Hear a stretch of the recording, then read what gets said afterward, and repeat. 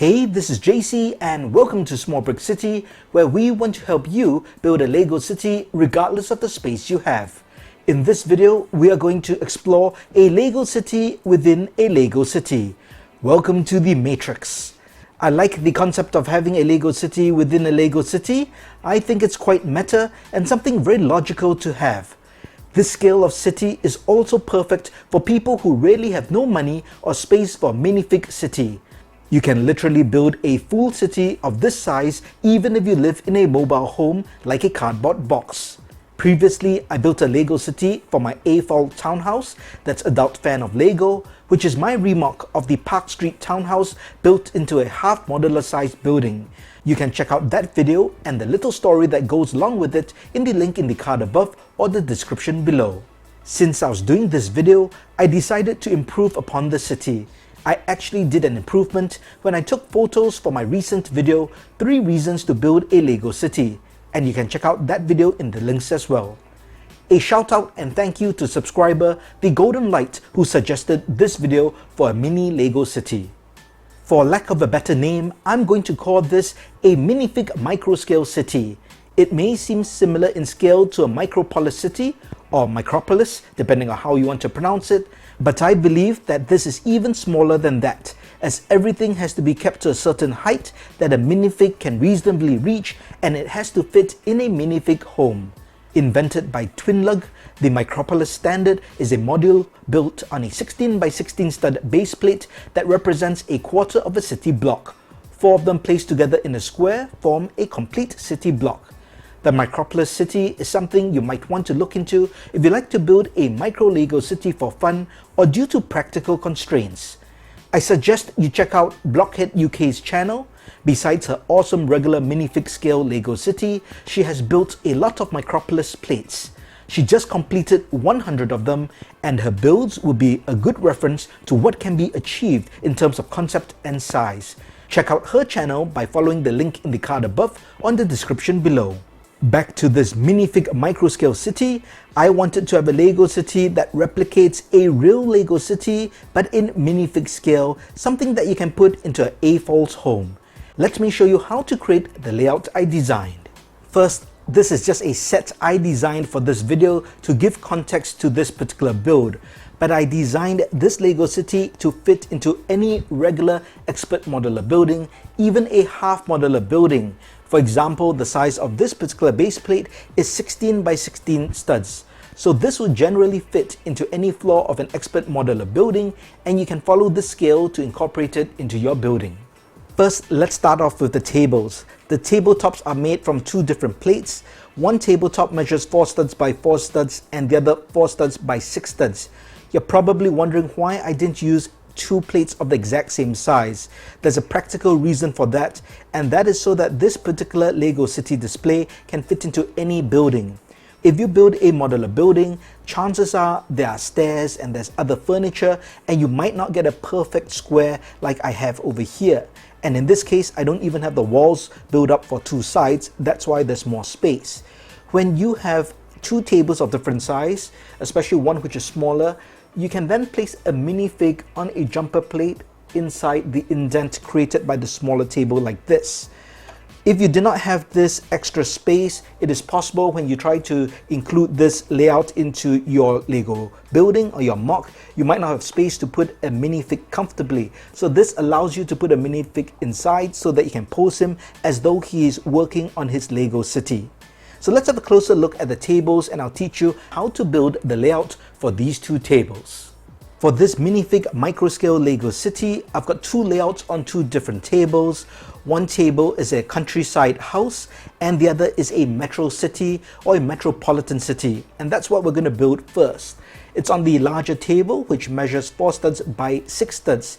The first thing you want to do is to build the legs, and I just use these cone pieces. You can also use round bricks, and what I suggest is also to take round studs and place them underneath to act as stoppers, and this gives it just a nice height for minifigs. You do not want to make it too high or too low. I do have a bit of texture and different heights for this particular city, in fact for the other one as well. But the first thing I'm going to do is to create roads, and that's going to be built using these 1x2 tiles as well as 1x2 jumper plates. The reason for the jumper plates is so that I can put the cars on. So what I'm going to do is just to alternate the plates like that. This is just to give visual texture, but of course you can lay them out any way you like. Once you've done that, you can take these roller skate parts. These are minifig accessories, and I have them in different color, and I just put them on to represent cars, and I orientate them so that two go in one direction and one goes in another direction. If you do not have these roller skate parts, it's fine. You can also use regular 1x1 plates or even round studs to represent cars, but I think these roller skates work very well to represent cars. Now I want to create the buildings, but first I want to raise the level of this part of the road, so I'm going to use a 2x6 plate and put it there. Then I'm going to create the concrete surface for the buildings, and I'm going to use jumper plates because this is how I'm going to affix the buildings to the plates.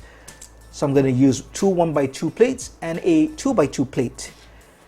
I'm going to raise this particular section up even more. You can use a 2x2 plate, or I didn't have that, so I'm using two 1x2 plates. And then I'm going to put another 2x2 jumper plate on top. So this is my landscape for the city area. For the buildings, you can choose to build any sort of buildings you like. If you look at these, you might find them familiar because these are actually parts of my Micro Cityscape, which is a 3D version of the Small Brick City logo.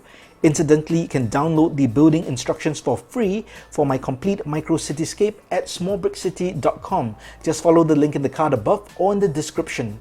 So I've adapted these parts from my Micro Cityscape, but I've made them shorter so that they are more minifig compatible. So I'm going to place this one over here, take this one over here, and place this one over here. And there we have the metropolitan side of the city. I think it's nicely spaced, but we get all the main features of a metro city, and it's highly identifiable as a city when you look at it. Let's move on to the second layout, and for this you require a 4x4 plate as the table and these cone pieces or round bricks as the legs. What you want to do is to create organic flow between these two tables. After all, it's the same layout but on two separate tables. So we want to create some kind of organic flow. This is a metro city, and over here is a cottage and some greenery.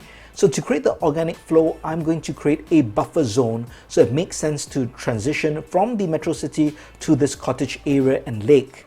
I should mention that I built this metro city in a mirror image from what you saw earlier in the video, but it's fine. I'll just build this in the mirror image as well. So for the buffer, this is what I'm going to do. I'm going to create some greenery by putting this 1x4 plate, and I'll use this plant piece, a stalk piece with a flower stud, and place it on like that, and I'll put one more here, and this represents a forested area. I'm now going to build a mountain ridge to act as another buffer piece. First, I'll raise the terrain with this 1x4 light tan piece, and then I'll put a 1x4 dark gray piece. And now I can build the mountain ridge. I'll use two sloped bricks. These are 1x2s. And then I'll use two dark gray cheese wedge pieces and just cap it on top. I'm just putting it randomly just to create some texture to look like a mountain ridge. Now for the cottage itself, let's raise the ground once again with a 2x2 plate, and we'll put some greenery in. I'm going to use this corner piece. The reason I'm using a corner piece is so that I can take a 1x1 brown tile to act as some kind of a deck or maybe a porch. And for the house itself, the main structure is built using two 1x2 plates in white and then two red cheese wedge pieces to act as the roof, just like that. And this is going to be a little garden, so I'm going to take this green flower stud and place it there. And finally, to end it, I'm using this 2x2 tile piece to act as the water.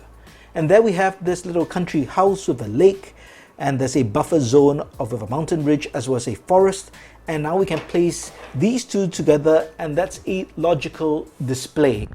You can follow my exact layout to create your Lego city within a Lego city, or you can design your own Lego city based on the parts you have using this as your starting point. I hope you enjoyed this video of a Lego city within a Lego city. There's a different sort of creativity that comes with building small micro-scale cities, but I personally find it fun. While I do not think I'll get into the micropolis cities, I might build a large version of this minifig micro city where a group of AFOLs are working on a giant city for a brick convention. What do you think? Is this something you'd like to see? If you liked the video, please give it a thumbs up. And if you haven't, please subscribe to the channel and turn on that notification bell. And be sure to head over to smallbrickcity.com to download the brand new free building instructions for our mini house. Thanks for watching. Talk to you soon.